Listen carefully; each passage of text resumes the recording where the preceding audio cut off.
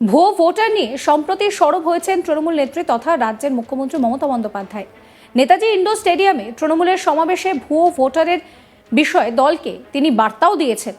মমতা বন্দ্যোপাধ্যায়ের বার্তার পর দলের নেতাকর্মীরা ইতিমধ্যেই সেই বিষয়ে তৎপর হয়েছেন।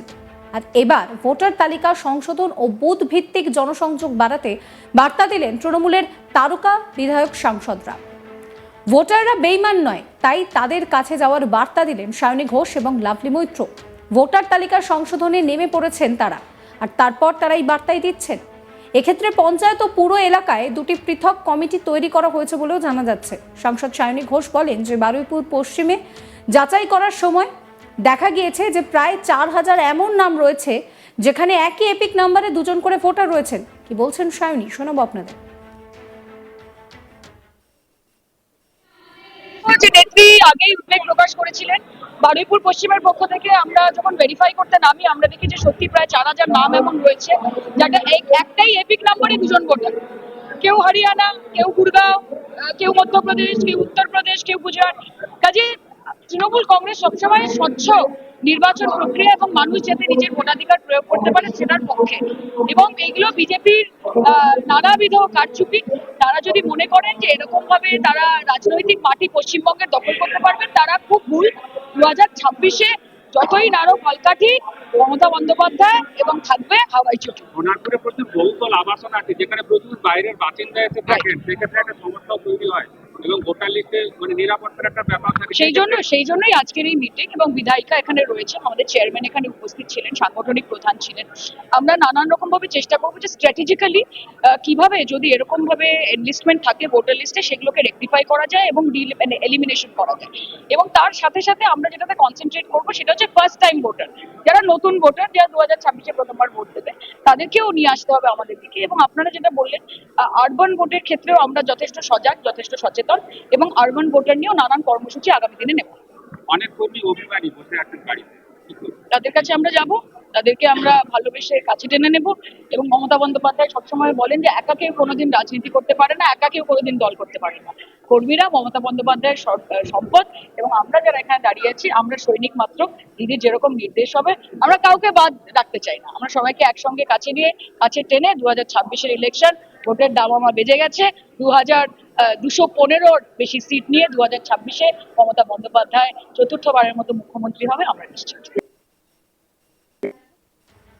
আগামী বছর রাজ্যে রয়েছে বিধানসভা নির্বাচন, আর আসন্ন বিধানসভা নির্বাচনকে সামনে রেখে একাধিক কর্মসূচির ঘোষণা করেছেন বিধায়ক লাভলি মৈত্র।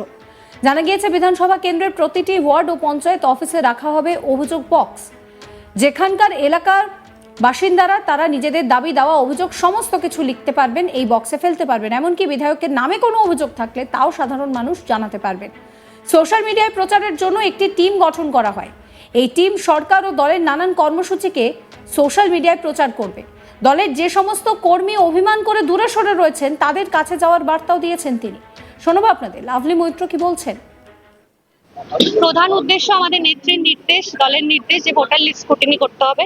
যে ষড়যন্ত্র বিজেপি করছে যে বাইরে থেকে কিছু ভোটার এখানে ঢুকিয়ে, এবং তার তথ্য প্রমাণ আমাদের নেত্রী, আমাদের শ্রদ্ধেয় দিদি আগের দিন বলেছেন নেতাজি ইন্ডোরে। সেই জন্য প্রত্যেকটা বুথের কর্মীদেরকে আরো সক্রিয় হতে হবে, ভোটার লিস্ট স্ক্রুটিনি করতে হবে এবং বাইরের ভোটার যদি কেউ থাকে তাদেরকে চিহ্নিত করতে হবে, করে প্রশাসনকে জানাতে হবে। এই কাজটা আমি নিজে দায়িত্ব নিয়ে করবো এবং আমার সঙ্গে সহযোগিতা করার জন্য বুথের সভাপতি এবং তাদের নেতৃত্বে 4-5 জন সক্রিয় কর্মীদের নিয়ে একটা টিম করা হবে, কমিটি করা হবে। দুটো কর্মসূচি এখানে আজকে আমরা উদ্বোধন করলাম। একটা আপনার বিধায়ক আপনার পাশে। এই কর্মসূচিটার মানে হচ্ছে বিধায়ক তো পাশেই আছে, পাশেই থাকছে, পাশেই থাকবে, সেটা নয়। এটার উদ্দেশ্য হলো যে প্রশাসনের আধিকারিকদের সঙ্গে নিয়ে এবং আমাদের পঞ্চায়েত সমিতির সভাপতি এবং পৌরসভার চেয়ারম্যান তাদেরকে সঙ্গে নিয়ে আমরা প্রত্যেকটা বুথে একটা করে ক্যাম্প করব, জনসংযোগ করব। এতদিন আমরা একা গিয়ে জনসংযোগ করতাম, এবার আধিকারিকদের সঙ্গে নিয়ে জনসংযোগ করব, যাতে তাদের সমস্যাগুলো আমরা জানতে পারি এবং দ্রুত তার সমাধান করতে পারি। যেরকম হয়তো কারোর কোনো প্রকল্প সে টাকাটা পাচ্ছে না, আটকে গেছে, বা কেউ কোনো প্রকল্পের আওতায় এখনো আসতে পারেনি, বা আরো এরকম বিভিন্ন রকম সমস্যা থাকে, সেগুলো মানুষ হয়তো সরাসরি আমাদের জানাতে পারে না সবসময়। সেই জন্য আমরা তাদের কাছে পৌঁছে যাব একদম প্রশাসনকে সঙ্গে নিয়ে। সেখানে পুলিশও থাকবে। লোকাল কোনো অবৈধ কাজের যদি সমস্যা আসে, কোনো রকম কোনো অনৈতিক কাজ যেগুলো হয়তো আমাদের অগোচরে কোনো সময় কোথাও ঘটছে, সেটাও যদি আমরা সেই অভিযোগ পাই, সেটা কিন্তু তৎক্ষণাৎ সেটা খতিয়ে দেখা হবে এবং সমাধান করা হবে। তার পাশাপাশি একটা অভিযোগ বাক্স করা হচ্ছে, যেটা আপনার দাবি আপনার অধিকার, অর্থাৎ মানুষ আমাদের ভোট দেয়, আমাদের জেতায়, তাদের দাবি তাদের সমস্যার কথা তারা জানাবে, তারা তাদের অধিকার। এবং অভিযোগ বাক্সটা অপারেট করব আমি, সেটা প্রত্যেকটা পঞ্চায়েতে এবং প্রত্যেকটা ওয়ার্ডে থাকবে। সেখানে মানুষ এসে মন খুলে তাদের অভিযোগ জানাতে পারে এবং সেই অভিযোগ যদি সত্য হয় সেটাও যাচাই করা হবে কতটা সত্য। অভিযোগ যদি সত্য হয় আমরা সেই অভিযোগ কিন্তু তার বিরুদ্ধে যথাযথ ব্যবস্থা নেওয়ার সেটা নেব। আপনি বলছিলেন যে বক্তব্য রাখার সময় অনেকে দল বার্তা দেবে। দেখুন, তাদের প্রতি বার্তা এটাই থাকবে যে তারা এখনো পর্যন্ত, তাদের কাছে সময় আছে 1 বছর। দলের জন্যই দল আছে বলেই তারা আছে, দলের জন্যই তারা পথ পেয়েছে, দলের জন্যই তারা আজকে সবকিছু। তাদেরকে আমার এটাই বার্তা থাকবে এবং দলনেত্রী নির্দেশ দিয়েছেন, অভিষেক দা নির্দেশ দিয়েছেন যে দলের হয়ে কাজ করতে হবে, আর 1 বছর বাকি, মাঠে নামতে হবে, লড়াই করতে হবে। লড়াই অত্যন্ত কঠিন এবং আমি বলবো না যে সবাই এরকম। 100 জনের মধ্যে আমি আবারও বললাম, তখনও বললাম যে 90 জন প্রাণপাত করে দেয় দলের জন্য, সেই জন্য আমরা সবাই আছি। কিন্তু বাকি 5-10 জন যাদের ওটা স্বভাব, হ্যাঁ, সেই বেইমানি করা, যেরকম আপনারা পূর্বেও দেখেছেন বেইমান গদ্দার যারা আমাদের দল ছেড়ে চলে গেছে, অভিষেকদা তাদের কথা বলেছে, নেতাজি ইন্ডোরে, আমি আর তাদের নাম নিলাম না। তো সেই রকম সব জায়গাতেই 2-1 জন করে থাকে, তাদেরকে আমাদের চিহ্নিত করতে হবে এবং তাদের সম্পর্কে সঠিক তথ্যটা দলকে জানাতে হবে, যাতে দলের শীর্ষ নেতৃত্বের কাছে সেই খবরটা যায় যে এরা দলের থেকে দলের ক্ষতি করার চেষ্টা করছে। সেটা যেমন, পাশাপাশি যেই কর্মীরা ভালো কাজ করবে, যারা দলের জন্য লড়াই করবে, তারা যাতে যোগ্য সম্মান পায় সেটাও কিন্তু আমরা দলের কাছে পাঠাবো। এবং পাশাপাশি যদি কোনো কর্মী অভিমান করে থাকে, আমি নিজে তার বাড়িতে গিয়ে তার হাতে পায়ে ধরে তাকে কিন্তু আবার দলে সক্রিয় করার চেষ্টা করব।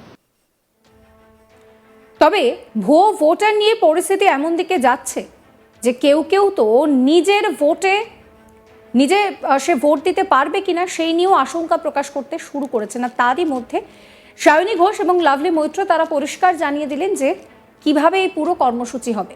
লাভলি মৈত্র তিনি বলছেন যে একটা বক্স তৈরি করা হবে, যেটা একটা কমপ্লেন বক্স, যেখানে যদি বিধায়কের সম্পর্কেও কোনো অভিযোগ থাকে, কোনো দাবি দেওয়া থাকে, সেই সমস্ত কিছু সেখানে জানানো সম্ভব হবে।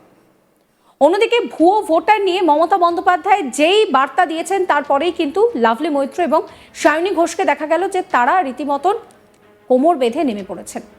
ভোটাররা বেইমান নন, তাদের কাছে যেতে হবে, সেই বার্তাই দিচ্ছেন সায়নী ঘোষ এবং লাভলি মৈত্র। ভোটার তালিকা সংশোধনে নেমে পড়ে তারা এই বার্তাই দিচ্ছেন।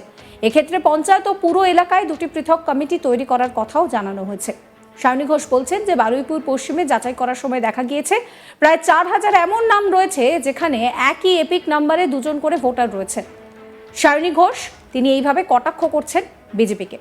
এই ভিডিও সম্পর্কে আপনাদের মতামত জানাবেন কমেন্ট সেকশনে কমেন্ট করে। সমস্ত খবরের আপডেটের জন্য চ্যানেলটিকে সাবস্ক্রাইব করবেন, নোটিফিকেশন পেতে বেল আইকনে ক্লিক করবেন।